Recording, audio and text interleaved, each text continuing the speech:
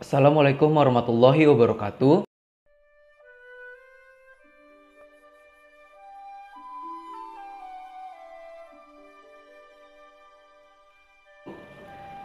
Nama saya Wizar Gifari, kelas 11 IPA 3 nomor absen 35. Nama saya Silviana Priyani, dari kelompok 6 Sejarah Indonesia, kelas 11 MIPA 3. Saya Skasya Cahyadi, absen 32 dari 11 MIPA 3. Perkenalkan, nama saya Zakenia Marakeza Marani, kelas 11 MIPA 3. Nama saya Syekan Tahir Ambia, saya dari kelompok 6. Nama saya Syafrina Kalisa Irawan dari kelas 11 MIPA 3. Pertama-tama saya akan menceritakan kembali sejarah datangnya atau mula-mula datangnya Jepang ke Pulau Indonesia.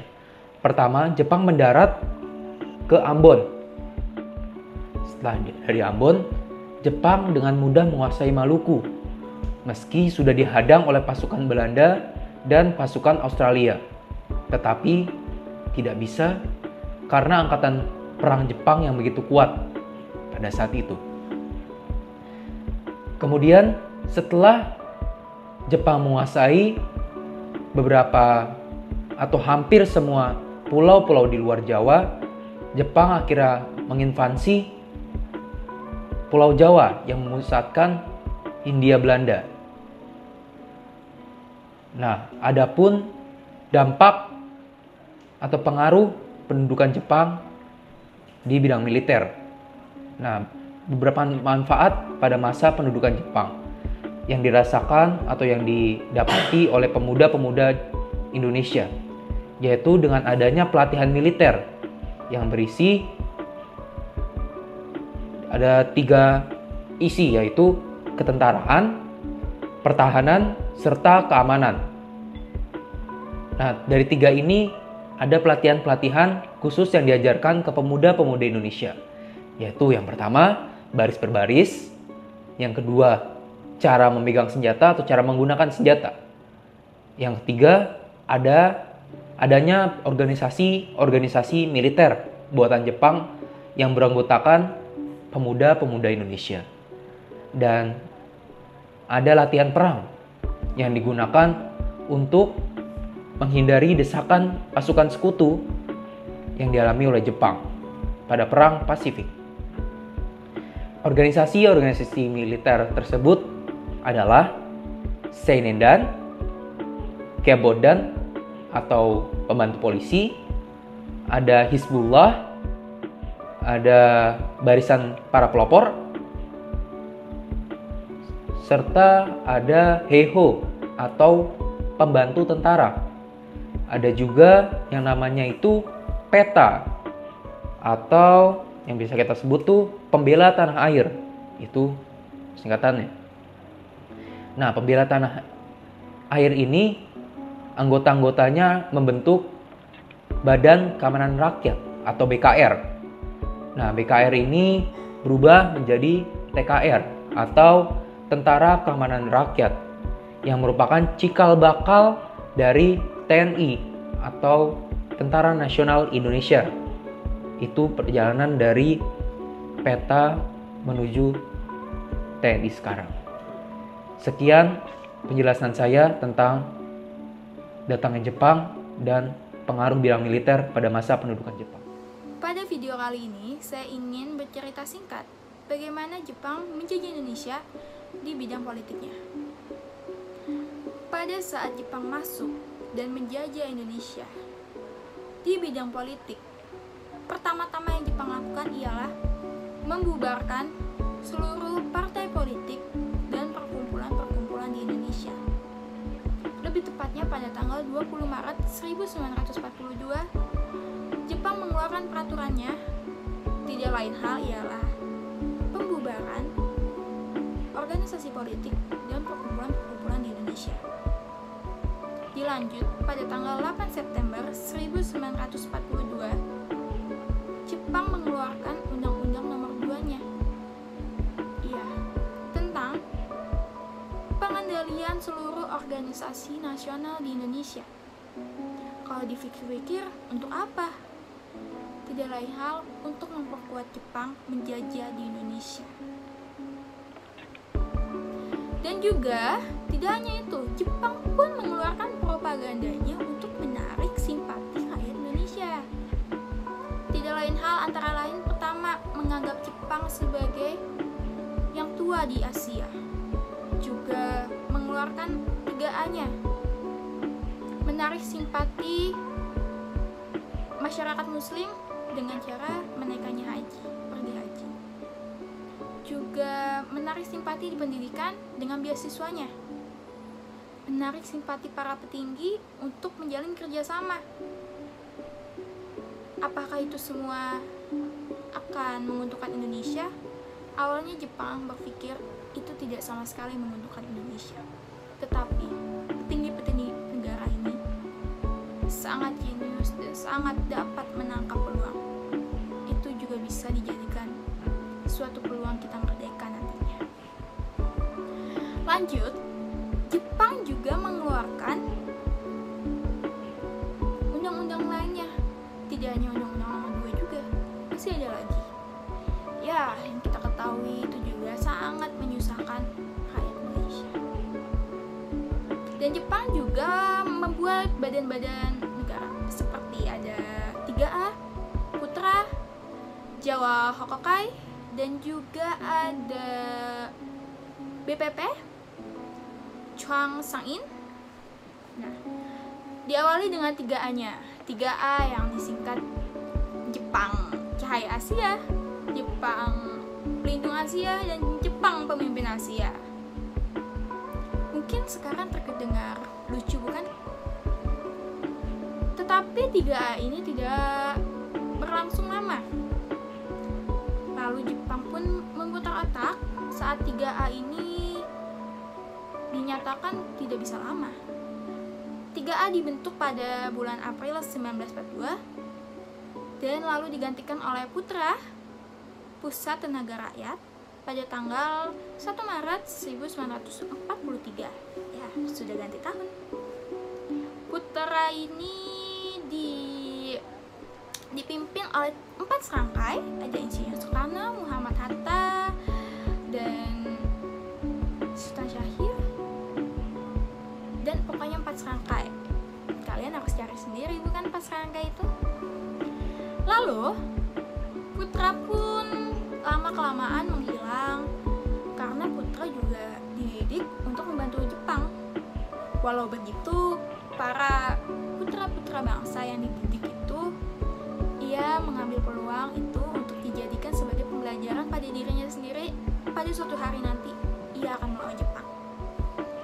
Lalu Putra itu sudah hilang dan lanjut diganti nantinya dengan ada juga Jawa Hokokai. Ini ada berlangsung di Pulau Jawa dan dibuat juga oleh Jepang. Tapi mungkin banyak orang yang tidak tahu karena tidak lama dan juga tidak terlalu familiar di telinga masyarakat. Dan juga ada BPP Chuang Sang-in, didirikan pada tanggal 5 September 1943. Mungkin banyak sekali badan-badan, banyak sekali organisasi-organisasi yang dibubarkan oleh Jepang dan dibuat oleh Jepang lagi. Pada awalnya Jepang berpikir bahwa itu adalah suatu peluang untuk ia tetap menjajah Indonesia. Tetapi para putra, para petinggi negaranya Indonesia dan para pejuang Indonesia menangkap semua itu sebagai peluangnya untuk dijadikan suatu acuan kita untuk tetap merdeka dan mengambil alih negara kita seutuhnya. Dan itulah penjelasan singkat saya bagaimana Jepang menjajah Indonesia di bidang politiknya. Bukankah sangat cerdas dan sangat keji juga? Oleh karena itu, kita sebagai para putra-putri bangsa, penerus peradaban yang baru, marilah kita sama-sama tetap menjaga NKRI ini di dalam persatuan dan kesatuan. Di atas perbedaan bukan penghambat kita untuk tetap menjalin kekeluargaan dan kebersamaan. Walaupun lagi sedang COVID-19 berkarya bukanlah di mana saja dan kapanpun. Ayo tetap kita berkarya dan membawa nama Indonesia ini ke setiap penjuru dunia. Kebijakan Jepang yang cukup penting dalam bidang sosial adalah pembagian kelas masyarakat seperti zaman Belanda dulu. Tapi yang membedakan adalah Belanda menempatkan warga Cina yang ada di Indonesia tingkat lebih tinggi dari warga pribumi, sekalipun keluarga kerajaan. Berbeda dengan Jepang, kalau Jepang menempatkan Cina itu lebih rendah. Kenapa? Itu tidak mengherankan karena Cina merupakan musuh tradisional dari Jepang. Makanya pemerintah Jepang di dalam lingkup kekuasaannya di Indonesia membagi dua. Nah, untuk saudara tua itu adalah warga Jepang, sedangkan untuk saudara muda adalah masyarakat Indonesia. Pembagian kelas sosial ini sejalan dengan propaganda, yaitu gerakan 3A. Yang pertama adalah Nippon Cahaya Asia, yang kedua Nippon Pemimpin Asia, dan Pelindung Asia. Tapi fakta berbicara lain, ternyata 3 propaganda ini hanya ditujukan untuk kepentingan Jepang. Ada yang harus kita garis bawahi bahwa apapun kebijakan yang disampaikan oleh Jepang, ujung-ujungnya selalu untuk kepentingan perang mereka dengan sekutu, terkecuali halnya di dalam kebijakan sosial dan budaya. Nah, ada beberapa kebijakan Jepang dalam sosial budaya. Yang pertama itu ada rukun tetangga, atau yang lebih kita kenal sekarang itu RT. Kemudian juga ada romusa. Romusa itu adalah kerja paksa di zaman Jepang. Kemudian ada juga kebijakan sosial di bidang pendidikan, di mana pendidikan ini diwajibkan untuk seluruh masyarakat dan untuk menempuh pendidikan selama 6 tahun, yaitu kalau bisa kita sebut sekarang itu adalah SD. Pada saat Belanda menyerah kepada Jepang di Kalisari, Subang, sistem pendidikan di Indonesia diambil alih oleh Jepang. Bedanya, Jepang membuka sekolah ini untuk seluruh kalangan masyarakat Indonesia, bukan untuk golongan bangsawan saja. Sistem pendidikan diintegrasikan. Pendidikan berdasarkan kelas sosial yang sebelumnya diterapkan di era Hindia Belanda dihapuskan. Pendidikan pada pendudukan Jepang di tingkat dasar hanya ada satu macam, yaitu sekolah dasar selama 6 tahun. Jepang mendirikan sekolah rakyat atau yang biasa disebut dengan Kokumin-Gakko sebagai pendidikan dasar dan sekolah menengah sebagai pendidikan menengah dan sekolah kejuruan bagi guru. Jika pada masa penjajahan Belanda, bahasa utama yang dipakai ialah bahasa Belanda, tetapi pada saat penjajahan Jepang, bahasa Indonesia lah yang menjadi bahasa utama dan bahasa Jepang menjadi bahasa kedua. Selain itu, Jepang juga banyak menanamkan ideologi mental kebangsaan dengan memberlakukan tradisi seperti menyanyikan lagu kebangsaan Jepang, senam bersama menggunakan lagu Jepang, mengibarkan bendera, dan penghormatan terhadap kaisar. Ingin menjelaskan tentang pemerintahan Jepang di bidang ekonomi Indonesia. Pada masa pemerintahan Jepang, perekonomian Indonesia diambil alih sepenuhnya oleh pemerintahan Jepang. Pemerintahan Jepang juga mengeluarkan 3 kebijakan yang harus mereka taati. Yang pertama adalah mereka mengusahakan agar kepercayaan rakyat Indonesia ini dapat mereka ambil sehingga mereka bisa mempertahankan ketertiban umum yang ada. Yang kedua adalah mereka akan memanfaatkan sebaik mungkin struktur yang mereka buat di Indonesia. Dan yang terakhir adalah meletakkan dasar wilayah yang bersangkutan untuk memenuhi kebutuhan mereka. Dari hal tersebut, Indonesia ini mempunyai 2 pengaruh. Yang pertama adalah menghapus budaya barat yang telah mereka terapkan dalam kehidupan sehari-hari. Dan yang kedua adalah memobilisasikan rakyat sehingga Jepang dapat menang dalam Perang Asia Timur. Di Indonesia, khususnya di Pulau Jawa, pemerintahan Jepang pernah mengeluarkan 3 kebijaksanaan yang harus mereka patuhi. Yang pertama adalah meningkatkan produksi padi. Yang kedua, wajib serah padi untuk memenuhi kebutuhan angkatan perang yang sedang perang di luar sana. Yang ketiga adalah pengendalian perkebunan oleh pemerintahan Jepang. Untuk hal-hal yang pernah dilakukan Jepang di Indonesia, khususnya dalam bidang ekonomi, ini ada 5. Yang pertama adalah kepentingan ekonomi yang akan diarahkan sepenuhnya ke kepentingan perang. Yang kedua adalah menetapkan secara ketat pengawasan di Indonesia. Yang ketiga, Jepang menerapkan sistem ekonomi dan sistem autarki secara bersamaan.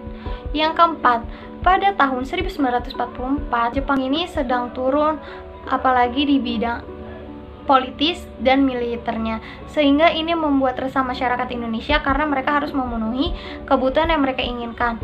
Yang kelima, bahan pangan yang semakin sulit didapatkan sehingga membuat masyarakat Indonesia ini semakin resah bagaimana mereka bisa hidup.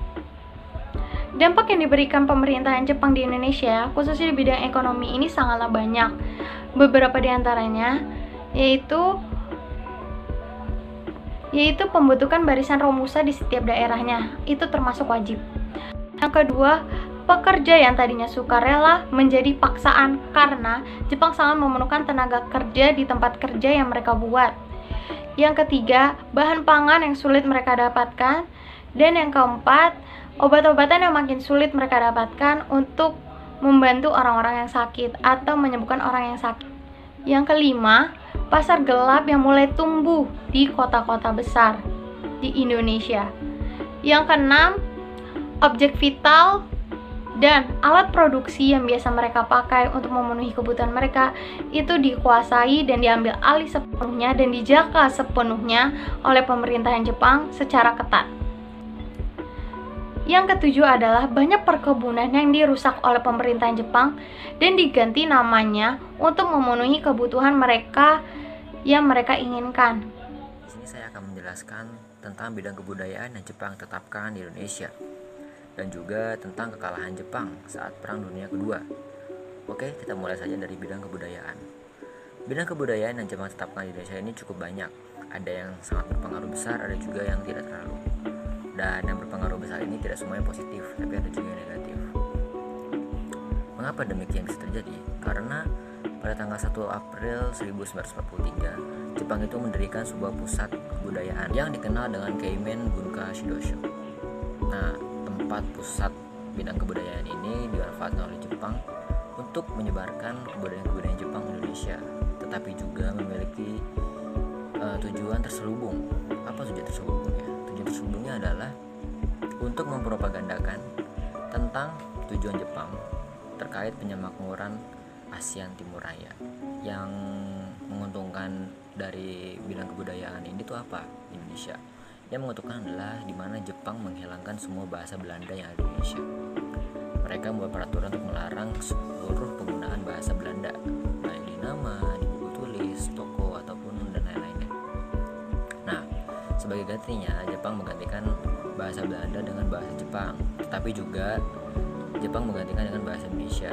Ini sangatlah positif bagi Indonesia karena Jepang pun menyetujui pembentukan komisi untuk menentukan penggunaan bahasa Indonesia seperti istilah, penggunaan kata, dan lain-lainnya. Nah, bagian negatifnya apa dari pusat kebudayaan Jepang ini? Di mana Jepang itu memaksakan untuk kebudayaan Seikirei ditetapkan di Indonesia, di mana masyarakat Indonesia diharuskan untuk membungkuk ketika bertemu dengan Kaisar Jepang. Nah, hal ini benar-benar sangatlah disetujui oleh orang-orang Indonesia, terutama orang-orang umat Muslim, di mana kebanyakan orang-orang umat Muslim ini menentang dan akhirnya melawan kembali. Oke, selanjutnya kita akan membahas tentang kekalahan Jepang pada Perang Dunia Kedua. Kekalahan Jepang pada Perang Dunia Kedua ini terjadi dikarenakan negara-negara kekuasaan Jepang yang berada di Asia Tenggara mulai satu persatu dikuasai oleh sekutu. Dengan dikuasainya negara-negara jajahan Jepang oleh sekutu ini membuat kota Okinawa dan juga membuat kota Ojishiwa mulai dikuasai oleh sekutu juga. Nah, pada akhirnya karena sudah dikuasai oleh sekutu, Jepang pun semakin terdesak sampai ke Tokyo. Nah, tetapi walaupun sudah terdesak seperti itu, Jepang tidaklah menyerah. Mereka terus mempertahankan diri dan juga terus menyerang sekutu yang datang untuk menyerang Jepang. Nah, akhirnya pada tahun 1945, tanggal 6 Agustus, kota Hiroshima pun dibom atom oleh Amerika Serikat. Kemudian pada tanggal 9 Agustus pun kota Nagasaki menyusul terkena bom atom dari Amerika Serikat. Dan pada akhirnya setelah mendengar berita dua kota besar di Jepang ini dibom atom, seluruh petinggi Jepang yang ada di Tokyo pun akhirnya menyerah dan menandatangani perjanjian Potsdam. Setelah menandatangani perjanjian Potsdam ini pun Jepang dipaksa untuk menyerah tanpa syarat, dan pada akhirnya Jepang pun kalah pada Perang Dunia Kedua. Sekian dari penjelasan. Terima kasih.